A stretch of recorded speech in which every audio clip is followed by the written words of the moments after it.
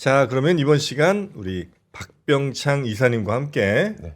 우리 시장 한번 살펴봐야죠. 그러시죠. 네, 박병창 이사님 어서 오십시오. 어서 오세요. 안녕하십니까. 네, 반갑습니다.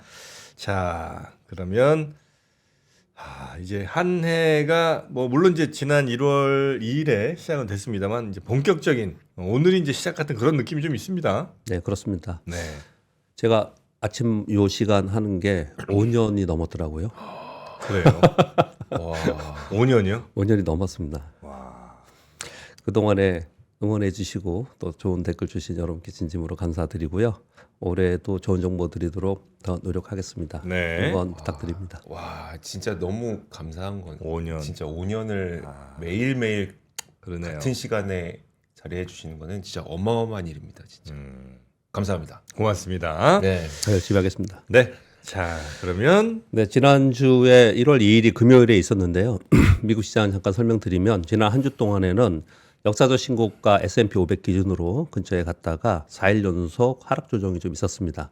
1월 2일 날 첫 거래일은 반등 시도를 했는데 강보합 수준 정도였습니다. 그래서 한 주간의 주간으로 보면은 물론 뭐 연말이었고 거래량도 굉장히 감소했습니다. 그렇지만 나스닥 1.5% 하락, S&P 500이 1% 하락이었고요. 지난주 금요일에는 소폭 반등 시도를 좀 하는 그런 모습을 나타냈고 고점으로부터는 조금 떨어지는 모습을 나타냈습니다. 아주 특이한 점은 지난주 금요일 날 나스닥이 마이너스 0.03% 약보합 정도였습니다. 그러나 반도체 주식은 급등하는 그런 특징을 좀 보였습니다. 필라델피아 반도체 지수가 4% 급등했고요. 엔비디아는 1.26% 올랐고요. 마이크론 테크놀로지가 10%, 인텔이 6.7%, 샌디스크가 15.9% 올랐고요. 와. 웨스턴 디지털이 8.9% 상승을 했습니다. 그 외에 뭐 대만이나 아니면 뭐 다른 덴마크나 이런 국가들에 있는 종목들 보면 TSMC가 5%, SMIC가 5%, ASML이 8% 정도 올랐고요. 코이브 같은 그동안에 급락했던 종목들도 지난 금요일 1월 2일에는 10% 올랐습니다. 그래서 그냥 반도체만 오른 반도체가 이끌었던 그런 하루였고요. 그리고 연초에 일주간 오르는 섹터 및 종목이 그 해 상반기에 좋다는 걸 우리 다 알고 있죠. 네네. 그래서 그런 것들 좀 보여주지 않았나라고 생각합니다. 차트 잠깐 보면요. S&P 500 일봉입니다. 신고 지수 이후에 이제 조정을 보이는 그런 모습을 나타냈고 금요일 날 음봉을 좀 나타났다는 말씀을 좀 드리고 있고요. 이건 나스닥입니다. 나스닥은 신고 지수 가지 못했습니다. 아까 공 기자님이 그 얘기 하시던데 나스닥에는 반도체가 시가총액이 높은 게 없고 우리나라는 반도체가 시가총액이 높은 1, 2가 반도체가 있습니다. 그래서 차트 자체가 다릅니다. 그런 모습을 보여드리겠고요. 엔비디아입니다. 박스권 상단 부분에서 좀 치고 올라가지 못하는 모습을 나타내고 있는 반면에 마이크론 테크놀로지 일봉 10.5% 올랐고요. 1월 2일 날 역사적 신고가를 내면서 장대 양봉을 그리는 모습을 나타냈습니다.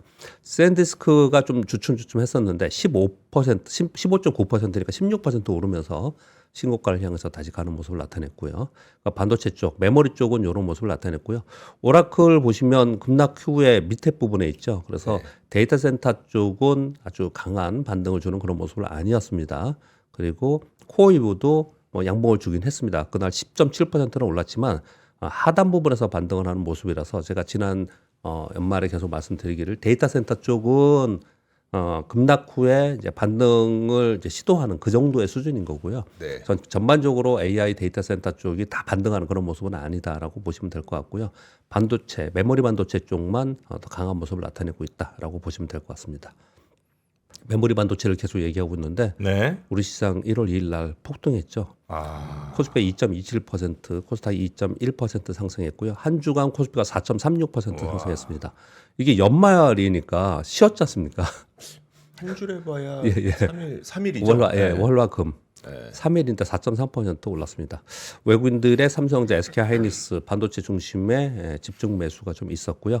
12월 30일 날 마지막 거래일은 그냥 뭐 좀 약밥 정도였습니다. 근데 첫 거래일에 0.25% 크게 상승을 하지 않았어요. 그런데 삼성전자, SK하이닉스가 급등을 했습니다. 삼성전자가 7.1% 올랐어요. SK하이닉스가 4% 정도 오르는 그런 모습을 나타내면서 장비주도 많이 올랐습니다. 주성 엔지니어링 10%, 유진테크 14%. 그래서 장비주들도 급등하면서 그냥 반도체가 새 첫 거래일을 전부 다 휩쓸었다 이렇게 네. 보시면 될 것 같습니다. 그래서 네. 그동안에 반도체 얘기를 많이 했는데 올 첫 번째 거래일에 반도체가 치고 나가는 그런 모습을 여실히 보여줬다라고 보시면 될 것 같습니다. 그 사이사이에 HL 만도 같은 경우는 11.4% 올랐는데 로봇 관련주로 CS에 기대감이 좀 있었고요. 셀트리온 공급 계약 체결이 미국의 셀트리온 USA가 있었습니다. 이것 때문에 11% 오르면서 장대 항목을 만들어서 분위기를 좀 잡아가는 그런 모습을 나타냈고요. 전력기기도 여전히 강세를 보이는 모습을 나타냈습니다. 이것도 차트를 잠깐 몇 가지 보겠습니다. 코스피 일봉입니다. 4,309포인트. 4,300포인트를 넘어서 역사적 신고가를 경신하는 모습을 나타냈고요. 네. 그래서 제가 1차, 2차, 3차 상승이라고 계속 구분을 하지 않습니까? 네. 6월 달부터 7월까지 1차 상승했고요. 그 다음에 박스권 조정을 보였고요. 9월과 10월에 2차 상승을 했고, 그 다음에 박스권에 있다가 이제 돌파하는 겁니다. 그래서 저는 3차 상승이 있을 것이다. 라는 것을 계속 말씀을 드리고 있고, 3차 상승은 4,500포인트를 넘어서지 않을까라고 좀 생각을 하고 있습니다. 요거는 수급 말씀드리면서 다시 설명을 드리도록 하겠습니다. 이 코스피 월봉이고요. 월봉이요? 네, 월봉. 이 지금 가로선이 2021년도에 역사적 신고 지수했던 3,160포인트입니다. 지금 이렇게 놓고 보니까 저 아래에 있죠. 지나고 나면은 그러네요. 저 아래에 있는 그런 모습을 나타내고 있고요.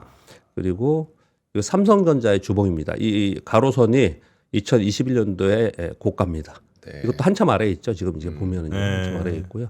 지금 128,500원까지 왔습니다. 삼성전자가 저 밑에 5만 원을 깨냐 안 깨냐 그럴 때 굉장히 부정적이었잖아요. 네.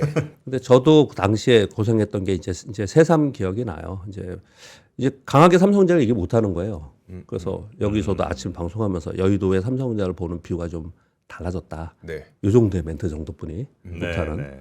그런 상황이었고, 삼성전자가 9만 원대에 물린 사람들이 굉장히 많아서 그 당시에 우리나라의 애널리스트들의 목표 주가가 8만 원, 8만 7천 원 이랬어요. 당시에 그랬습니다. 막 5, 6만 원 뭐 이럴 때. 예, 네. 그렇습니다. 지금 12만 8천 원 됐는데요. 최근에 나온 것 중에 가장 높은 목표 주가는 시티그룹에서 20만 원이 나왔습니다. 네. 네, 상당히 분위기가 바뀌어 있는 20만 원이요? 네, 모습이었고요. 그리고 좀 더 제가 세부 설명을 좀 드려야 되는 게, 삼성전자를 보면은 2021년도에가 보면은 이제 9만 원, 10만 원 사이에 있었고 요걸 돌파하고 하는 거잖아요. 근데 다음 거는 SK 하이닉스의 주봉입니다. 2021년도의 고점이 어디입니까? 여기에요. 2021년도에 고점 이렇게 쭉 따라가 보면 15만 원입니다. 15만 원. 네. 그런데 이거 보면은 삼성전자하고 다르죠. 왜 제가 비교해 드리려고 하냐면, 삼성전자 고점 치고 내려왔다가 다시 이중 고점 찍고 내려와서 이런 모습을 나타내고 있는데, SK 하이닉스는 그렇지 않았고요. 먼저 올랐어요. 먼저. 그러니까 SK 하이닉스는 HBM으로 인해서 먼저 올라서 훨씬 더 많이 올라와 있는 상태에서 움직임이 있었고요. 삼성전자는 이제 올라가는 그런 모습을 나타내고 있는 차이점이 좀 있습니다. 그런 부분을 좀 말씀드리겠습니다. 26년 첫 거래일에 미국에는 어떤 게 올랐냐? 첫 거래일의 거래가 중요하기 때문에 말씀을 좀 드리면, 반도체, 전력, 원전, 냉각, 우주, 로봇 요 섹터들이 올랐습니다. 그래서 지금 뭐 CS에 대한 기대감도 있지만 전반적으로 올해의 기대감은 이쪽에 좀 있다 이렇게 보시면 될 것 같고요. 오늘이죠. 한국과 중국의 정상회담이 있습니다. 여기에 관련된 종목들이 오늘 움직일 가능성이 있습니다. 이런 부분이 좀 있고요. 그리고 전반적으로 이번 주에는 CES가 가장 화두이다라고 보시면 될 것 같고요. 그리고 8일 날 삼성전자의 잠정 실적 발표가 있습니다. 네. 그래서 여기 어느 정도 나오는지에 따라서 상당 부분 또 주가에 영향을 주지 않을까라고 생각합니다. 우리나라는 12월 후반 들어서 전반적으로 환율이 좀 하향 안정화되면서 외국인들의 매수가 들어왔죠. 그로 인해서 올라가는 모습을 좀 나타내고 있는데, 이 부분에 대해서 잠깐 추가 설명을 좀 드리도록 하겠습니다. 여기 보시면요, 제가 지금 이게 하나를 한 화면에 넣을까 했는데 이 정도면 보이실지 모르겠는데, 이게 9월 1일부터 10월 31일까지 아까 말씀드렸던 반도체가 오르면서 지수가 2차 상승했을 때예요. 네. 외국인들이 12조 원 순 매수했습니다. 그리고 11월 달에 지수가 조정을 보였죠. 11월 달에 16조 원을 팔았어요. 외국인들이. 네. 그래서 이게 환율 영향이죠. 그러면서 불안해했습니다. 즉 9월부터 10월까지 외국인들이 12조 원에 샀다가 11월 달에 16조 원이나 팔았어요. 그리고 이번 12월에 3조 6조 원 정도 매수했습니다. 외국인들이. 그러면서 다시 올라가는 그런 모습을 나타낸 거거든요. 요걸 비교해 드리는 이유는 1월 2일 작년 1월 2일부터 작년 12월 31일까지 외국인들은 9조 원 순 매도였습니다. 전반 전체적으로 9조 원 순 매도였어요. 네. 개인들은 약 20조 원 순 매도였습니다. 1조 원. 거기에 기관이 18조 원 정도 순 매수였는데 금융투자와 기타 법인이 거의 대부분이에요. 그리고 연기금이 좀 샀고요. 그러니까 지난 한 해 동안에는 개인과 외국인들은 전반적으로 팔았다라는 거예요. 그리고 외국인들이 들어올 때는 반도체에 집중적으로 들어오면서 반도체가 올라갈 때 외국인들이 들어온 거다라는 거예요. 그래서 자주 설명드렸다시피 우리나라 코리아 디스카운트 해소, 코리아 밸류, 시장 밸류 프로그램 이런 부분들 때문에 외국인들이 우리 시장에 공격적으로 들어온 부분이 있었냐라고 봤을 때 그렇지 않았다라는 걸 말씀드리려고 하는 거예요. 그래서 지금 정책들 있지 않습니까? 네. 세법 개정이나 세법 개정의 정책들이 강력하고 지속적으로 들어오는 그런 상황 속에서 외국인들이 다시 들어오는 부분들이 반도체 부분이 아닌 전반적으로 우리나라의 시각이 바뀌느냐가 올해 굉장히 중요합니다. 네. 그 부분을 좀 살펴볼 필요가 있다라는 것을 말씀을 좀 드리도록 하겠습니다. 그래서 그거 잠깐 말씀을 좀 드렸고요. 그리고 이번 주에 우리나라에는 삼성전자 잠정 실적 발표와 함께 SK하이닉스 자사주의 미국 ADR로 상장한다라는 얘기가 그동안에 계속 있었지 않습니까? 네. 루머들이 있었는데 요거 이번 주 금요일까지 답변해야 됩니다. 저희 공식 답변해야 돼요. 그래서 아마 이슈가 되겠죠. 여기 하나가 있고요. 또 우리나라는 또 원자력도 관심이 많지 않습니까? 두산 에너빌리티에서 SMR 전용 공장이 첫 공장 착공에 대한 내용이 있었는데 이것도 9일까지 저희 공식 답변 마감이 돼요. 그러면 이런 게 이슈가 되겠죠. 어떤 내용들이 나오면 이런 부분들이 몇 가지 이번 주에는 이슈가 될 것이다라고 보시면 될 것 같습니다. 그리고 제가 뭐 지난 연말에 2026년도 올해 미국 시장과 매크로 시장과 우리 시황에 대해서 간략하게 설명을 드렸습니다. 그러나 또 다시 오늘 첫날이라서 미국 시장하고 우리 시장에 대한 보고서들이 좀 나와서 그냥 하나씩만 간략하게 읽어드리도록 하겠습니다. 골드만삭스의 트레이딩 팀 2026년 전략 1. AI를 활용해 비용 절감과 이익 개선이 일어나는 비기술 기업을 매수해라. 전략 2. K자형 경기 지속으로 저소득층의 소비재 주식은 공매도해라. 전략 3. 수익성, 현금 흐름, 재무 건전성이 높은 AI 기업은 매수하고 반대로 똑같은 AI 기업이라더라도 현금 흐름이나 재무 건전성이 낮은 기업은 공매도해라. 네. 이런 세 가지 전략을 내놨고요. 올해 10대 테마가 여러 가지 쭉 있었는데 거기서 이제 우리가 여러분들에게 도움이 될 만한 내용들만 제가 적어왔습니다. AI 초점이 엔비디아 등에서 데이터 센터 인프라, 메모리, 커넥터, 전력, 가스터빈으로 관심 이동이 될 것이다. 전력 부족 이슈로 AI 전력 공급, 설비, 설치 기업이 수혜를 받을 수 있겠다. 제약 분야는 체중 감량에서 심혈관, 신약 승인 중심으로 관심이 이동되지 않겠냐. 중국 경제는 기술 경쟁력과 수출 주도로 인해서 시장 예상을 상회할 전망이다. 사모대출과 암호화폐 등 대체 투자 비중이 확대될 것으로 본다. 휴머노이드 로봇과 자율주행이 산업기술의 중장기 성장 동력으로 부상될 것이다. 대충 내용이 아는 내용이지만 그래도 여기 보면은 이 워딩에 뭐 메모리, 커넥트, 전력, 가스터빈 뭐 이런 것도 쭉쭉 나오잖아요. 이거는 굉장히 실전 투자하는 사람들한테 중요한 거예요. 네. 그래서 이런 부분들을 꼭 인지하면서 메모 또는 기억해둬야 된다라고 저는 생각을 하고 있고요. 변동성 요인을 얘기했습니다. 제일 우려되는 건 뭐냐? 사상 최고 밸류에이션이다. 너무 높다. 수준이. 그리고 연준 정책, 그리고 관세 판결, 그리고 정치 이벤트 이런 부분들이 있다. 그래서 2026년도에는 소위 말하는 바이앤홀딩, 매수 홀딩 전략보다는 전술적 대응과 리스크 관리가 굉장히 중요하다. 이렇게 얘기했어요. 약간 뭐라고 표현할까요? 변동성에 대한 우려를 제시를 좀 했습니다. 이렇게. 그러면 매수 홀딩보다는 전술적 대응을 하라는 거는 예. 시장이 조금 안 좋으면 바로바로 좀 팔거나 사거나 뭐 이런 것들을 좀 적극적으로 하라는 거죠? 그렇죠. 맞나요? 그러니까 만약에 매수 홀딩이라는 얘기는 빠져요. 그럼 올라갈 건데 뭐 들고 있지 뭐 빠져요. 그렇게 저가 하지 매수해야지. 이렇게 하지 말라는 얘기예요. 아, 올해는 그렇게 하지 말고 네. 대응을 좀 해야 된다. 미국 시장에 대해서 이렇게 얘기를 좀 한 거예요. 네. 미국에서 그렇게 얘기를 했고요. 그리고 뭐 종목 장세라는 얘기를 미국 월가의 자료들 쭉 읽어보면 그런 얘기를 되게 많이 해요. 미국은 시장 얘기보다. 네. 그런 개념에 대해서 여러분들 좀 생각하셔야 될 것 같고요. 그리고 우리나라에 대해서는 CLSA의 보고서를 가지고 읽어드리도록 하겠습니다. 2026년 한국 시장 전략은 강력한 리레이팅이 기대된다. 주요 수출 품목의 견고한 펀더멘털로 이익 전망치가 상향 조정되고 있다. 전년 대비 42%. 그중에 반도체 기여도가 65.5%가 된다라는 거예요. 그러니까 지금 반도체 얘기는 반도체 얘기를 하고 있는 거고요. 기업 지배구조 개선 및 주주 환원 확대를 위한 정부 정책이 지속될 가능성이 높다. 그래서 코스피 기존 PBR 범위를 1.3에서 1.4배를 고점으로 봤는데 1.4배에서 1.5배로 상향한다라고 얘기를 하고 있고요.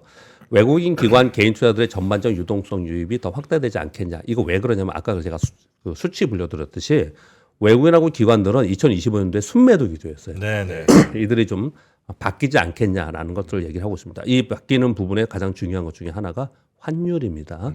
그 부분이 좀 있고요. 그래서 단기적으로 정책 차질이나 수출 사이클 둔화 가능성이 있으나 상반기에는 별로 그러지 않을 것 같다.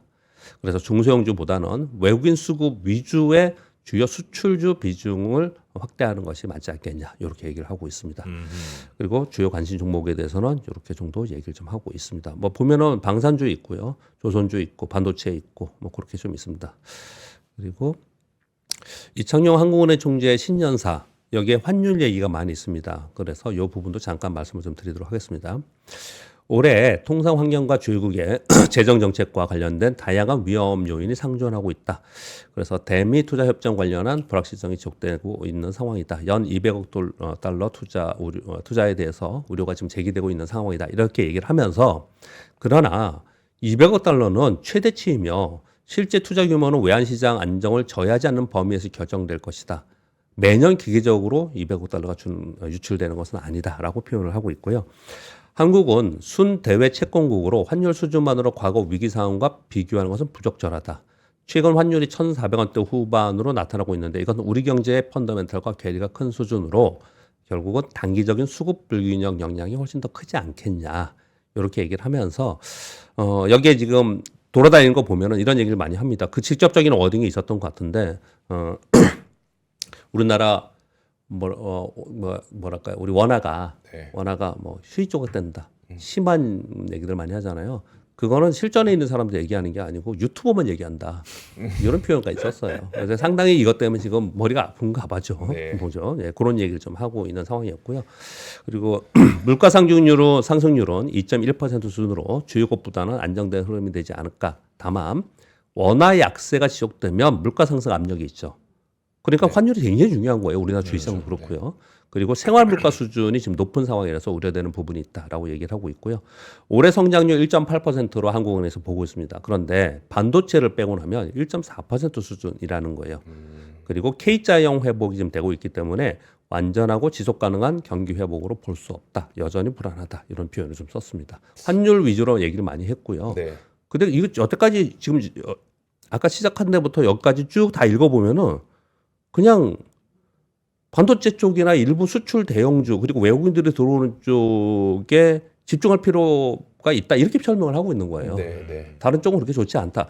지금 미국도 그렇고 우리나라도 그렇고 그냥 대형 수출주, 대형 IT주, 대형 반도체주 위주의 흐름이 나타나고 있고 뭐 내수나 이런 쪽은 좀 올해도 좀 우려가 된다 이런 표현을 좀 쓰고 있는 상황이에요. 그래서 우리가 올해 섹터나 종목을 고를 때 이런 개념을 좀 갖고서 선택을 해야 되지 않을까라고 생각합니다.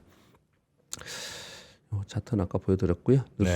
뉴스에는 이제 미국 베네수엘라 공습이 우리 쉬는 동안 있었는데요. 저는 뭐 정적인 내용 이런 것들은 빼겠습니다. 그건 뭐 다른 분한테 다 들으시고요.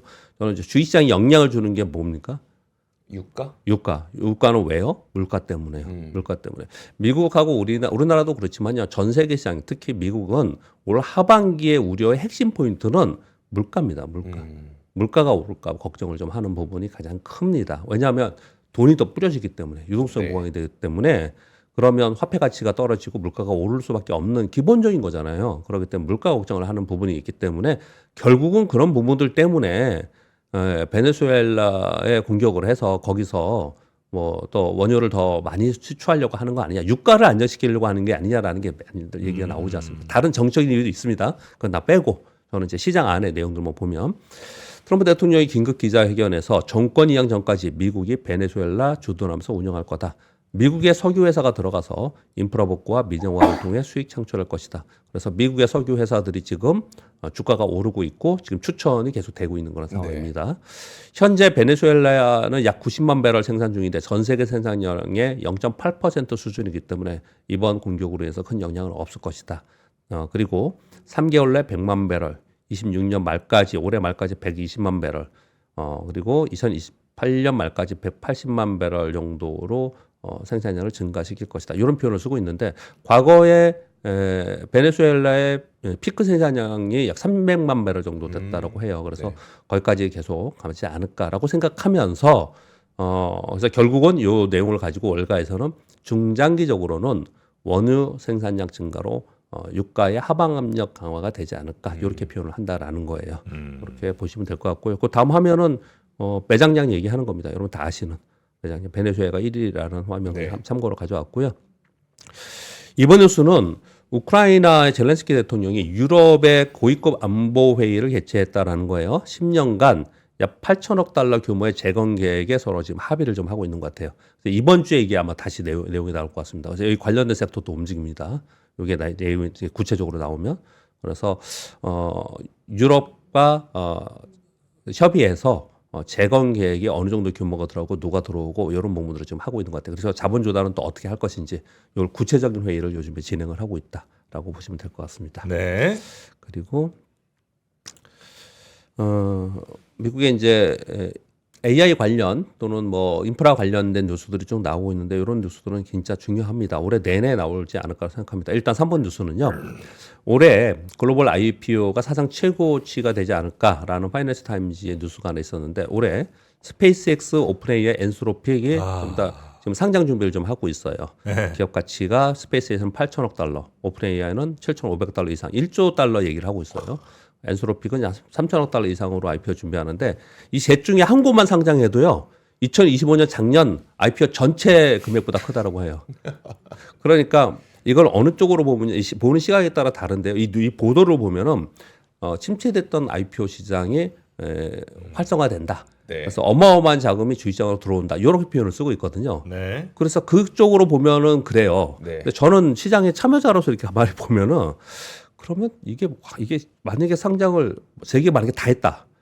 그러면 시장 내부에 있는 자금의 수급이 어떻게 이동이 될까? 이게 진짜 궁금해요.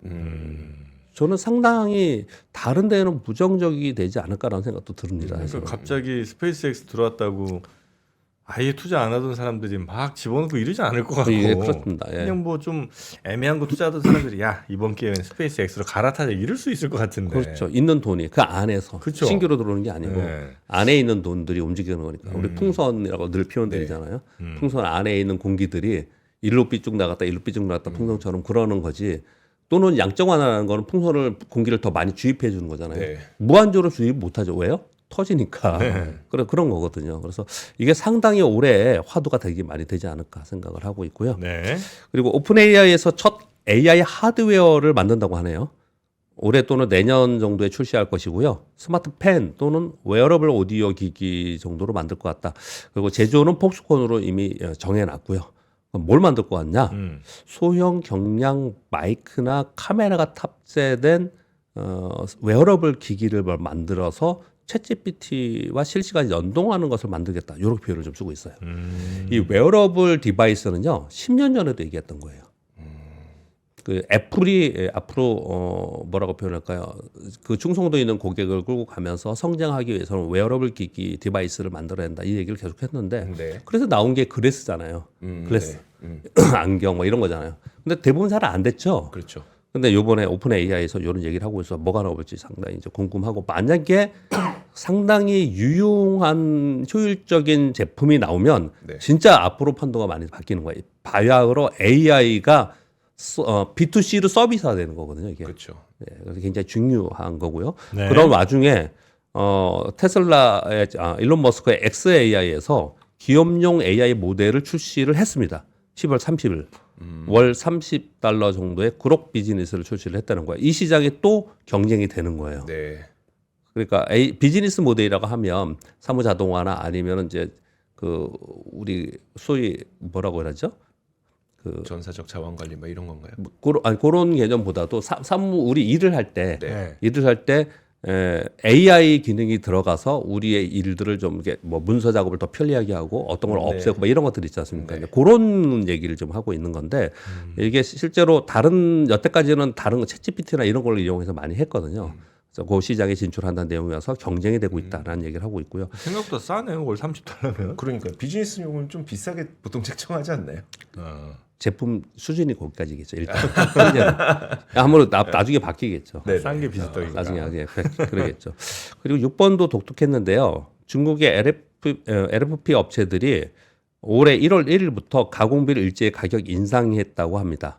이거 무슨 내용? 가공비를 인상했다고 해서 무슨 내용인가 봤더니 탄산리튬 가격이 급등했거든요. 최근 들어서 네. 작년 하반기도 급등했거든요. 그래서 완제품 가격을 올리지 못해요. 왜?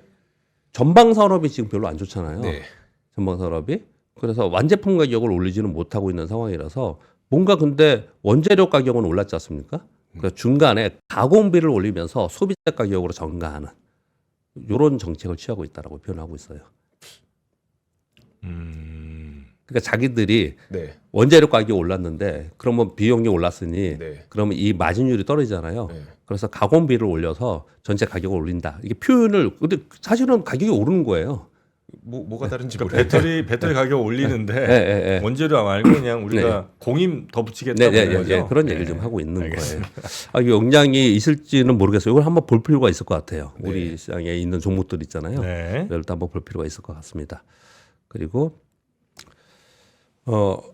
한미 반도체 주성 엔진이 SNS 때 뭐 이런 일부 종목들이 지난 금요일 날 급등했었거든요. 근데 이제 반도체 슈퍼 사이클 얘기를 하면서 이것도 되게 웃겨요. 그럼 작년 12월에는 안 그랬나요? 11월에는 안 그랬나? 근데 똑같이 그랬는데 이제 본격적으로 이런 뉴스가 나오면서 한미 반도체 주성 엔진이 SNS 때 얘네들이 증설을 나서고 있는데 기업별로 각 1,000억 이상의 투자를 좀 하고 있다고 합니다. 이 종목들이 급등하는 그런 모습을 나타내고 있고요. 아까 말씀드린 시티그룹의 삼성전자를 목표 주가 17만 원에서 20만 원 상향했고요.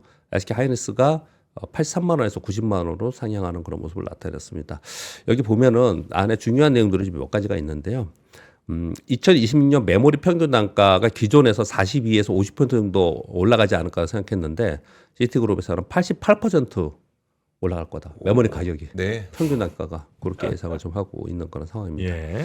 그리고 아까 잠깐 언급드렸던 셀트리온이 급등했거든요. 지난주 금요일 날 네. 셀트리온 USA에서 일라이렐리와 위탁 생산 계약을 체결했습니다.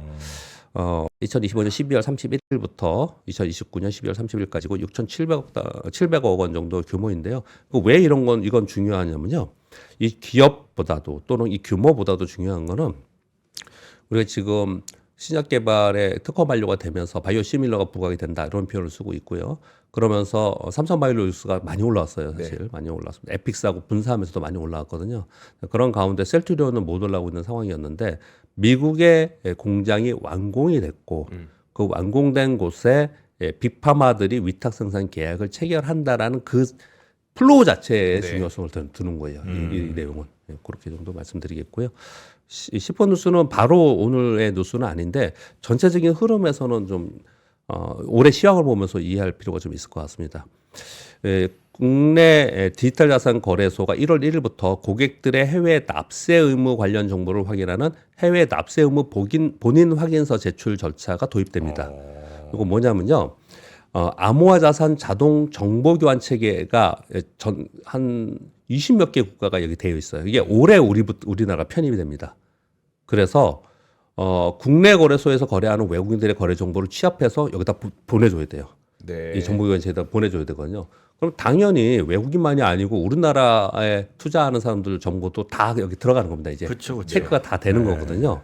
그래서 이게 취합하는 게 왜냐? 이거 과시하려고 그러는 거 아니야? 그렇겠죠. 이런 의심을 한다라는 거예요. 그래서 이거 반론이 굉장히 많습니다. 이쪽에 투자하시는 분들이 지금. 근데 이게 연기하고 2번 연기했고요. 세 번째 연기가 내년 시행이에요. 그래서 올해 이거 관련돼 가지고 올해 중반쯤 돼서 세법 개정을 해서 시행이 되는지 또 다시 연기가 되는지에 따라서 이 시장을 투자하시는 분들은 굉장히 중요하고 이게 또 왜 중요할까요? 이게 이것과 함께 주식시장에 왜냐하면 그 돈에서 돌아가는 거기 때문에 네. 시장의 유동성이 굉장히 중요합니다. 그래서 올해 이 부분에 투자하시는 분들은 굉장히 중요한 뉴스라고 볼 수가 있겠습니다. 네. 아, 세금 매긴다고 봐야 되겠네요. 뭐 이거 한다는 거는 무조건 세금으로 가는 거지. 아니 근데 세금 사실 뭐 매겨야 되는 게 맞을 수도 해외에서 하고 있기 때문에 이제 그렇죠. 그렇게 네. 알겠습니다. 이것도 코인 시장에 약간 영향을 주지 않을까 하는 생각도 좀 들긴 하고요. 자, 새해 시작 물론 1월 2일에 했습니다만 본격적인 진짜 시작이 오늘부터 아닌가 싶어서 오늘 또 잘 집중해서 들으신 분들 더 많으실 것 같습니다. 우리 박병창 이사님 올해도 잘 부탁드리고요. 내일 다시 뵙겠습니다. 고맙습니다. 감사합니다. 고맙습니다.